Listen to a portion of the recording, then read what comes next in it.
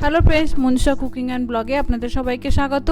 বন্ধুরা, শীতের সন্ধ্যা আর এক কাপ কফি বা চা আর সঙ্গে যদি কোনো পকোড়া থাকে তাহলে সন্ধ্যেটা কিন্তু দারুণ জমে যায়। তাই ভাবলাম একটা পকোড়া রেসিপি আপনাদের সঙ্গে শেয়ার করি, আর সেটা হলো বাঁধাকপির পকোড়া, তবে অন্যভাবে। তো চলুন শুরু করি। বন্ধুরা, আমি এখানে বাঁধাকপি ভালোভাবে কুচিয়ে নিয়েছি। আপনারা যতটা সরু করে পারবেন ফাইন করে কুচাতে সেরকমভাবে কিন্তু কুচিয়ে নেবেন। আমি মোটামুটি এরকম করে কুচিয়েছি। ফাইন করে কুচিয়ে নিলে কি হবে, পকোড়াটা বেশ মুচমুচে হবে, ভালো হবে খেতে। এবার এখানে আমি একটু নুন দিয়ে দিলাম। নুন দিয়ে মাখিয়ে আমি এটা 10 মিনিট মতো রেখে দেবো, যাতে বাঁধাকপিটা একটু নরম হয়ে যায় আর এক্সট্রা জলটা বেরিয়ে যায়। দেখুন, বাঁধাকপিটা নরম হয়ে গেছে, পরিমাণেও কিন্তু অনেকটা কম হয়ে গেছে। তো আমি ভালো করে এটা মেখে ভালো করে জলটা চিপে চিপে বের করে নেব, যাতে এই বাঁধাকপির জলটা ফেলে দিলে কি হবে, বাঁধাকপিটা মাখার সময় বেশি বেসন বা চালের গুঁড়ো লাগবে না, আর জলটা ফেলে দিলে পকোড়া খেলে গ্যাস হবে না। এবার এটা আমি অন্য পাত্রে তুলে নেব। এবার দিয়ে দিচ্ছি বেসন, হাফ বাটি মতো বেসন দিলাম। আমি দিচ্ছি হাফ বাটি মতো চালের গুঁড়ো। চালের গুঁড়ো আমি এই কারণে দিলাম যাতে পকোড়াটা মুচমুচে হয়। আপনাদের কাছে যদি না থাকে তো স্কিপ করতে পারেন। দিয়ে দিচ্ছি স্বাদ মতো হলুদ গুঁড়ো,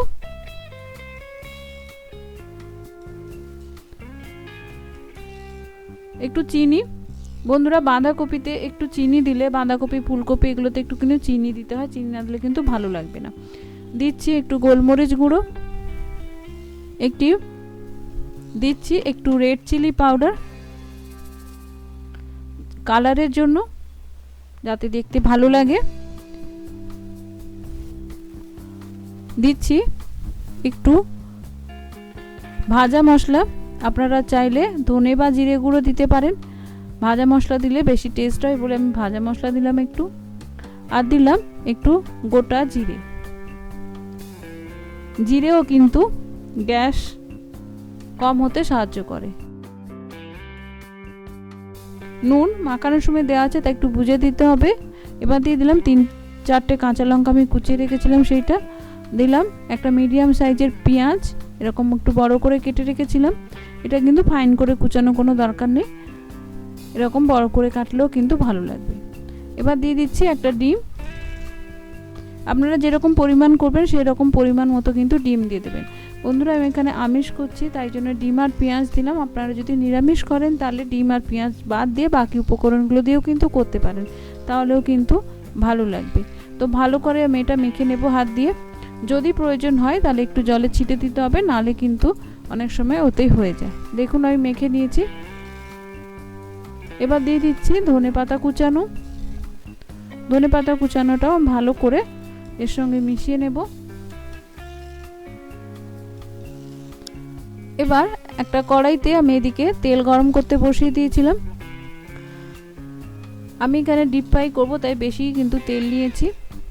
ছোট কড়াইটা নিয়েছি যাতে ডিপ ফ্রাই করতে সুবিধে হয়, অল্প তেলে অথচ ভালোভাবে ডিপ ফ্রাই করা যায়। এবার আমি তেলটা ভালো করে গরম করিয়ে আঁচটা কমিয়ে নিয়েছি, যাতে পকোড়াগুলো দিলে সঙ্গে সঙ্গে পুড়ে না যায় বা লাল না হয়ে যায়, তাহলে ভেতরটা কাঁচা থেকে যাবে। এবার একে একে আমি পকোড়াগুলো দিয়ে দেব। আপনারা যেরকম শেপের দিতে চান সেরকমভাবে কিন্তু দিয়ে দেবেন। খুব বেশি চড়া আঁচে ভাজলে কিন্তু ভেতরটা কাঁচা থেকে যাবে। এভাবে আমি পকোড়াগুলো দিয়ে দিচ্ছি। এবার মিডিয়াম আঁচ করে দিচ্ছি গ্যাসে। দেখুন, পকোড়াগুলো কিন্তু লাল হতে শুরু করেছে একদিকে, তো আমি একটু উল্টে পাল্টে দিচ্ছি যাতে দুদিকটাই সুন্দর গোল্ডেন ব্রাউন করে ভাজা হয়ে যায়। দেখুন, দুদিকটাই সুন্দর গোল্ডেন ব্রাউন করে ভাজা হয়ে গেছে, আর দেখতে কিন্তু সুন্দর দারুণ লাগছে বন্ধুরা। আর খেতে তো যা অসাধারণ হয়েছিল সে তো বলার নয়। তো গোল্ডেন ব্রাউন করে আমি সব ভেজে নিচ্ছি। এবার এগুলো আমি তেল থেকে তুলে নেব। আপনাদের যদি মনে হয় যে এক্সট্রা তেল আছে তাহলে একটা টিস্যু পেপারে রেখে দিতে পারেন, তাহলে এক্সট্রা তেলটা শোক করে নেবে। তবে বাঁধাকপি ফুলকপির মতো অতটা কিন্তু তেল টানে না। দেখুন, সুন্দর কিন্তু মুচমুচে হয়েছে, তার কারণ হলো যেহেতু আমি এতে চালের গুঁড়ো দিয়েছি। তো বন্ধুরা, রেডি আমার বাঁধাকপির পকোড়া, একটু অন্যভাবে তবে দারুণ স্বাদের। এই শীতের সন্ধ্যায় যদি এই 1 কাপ কফি বা একটু দুধ চার সঙ্গে দারুণ লাগবে।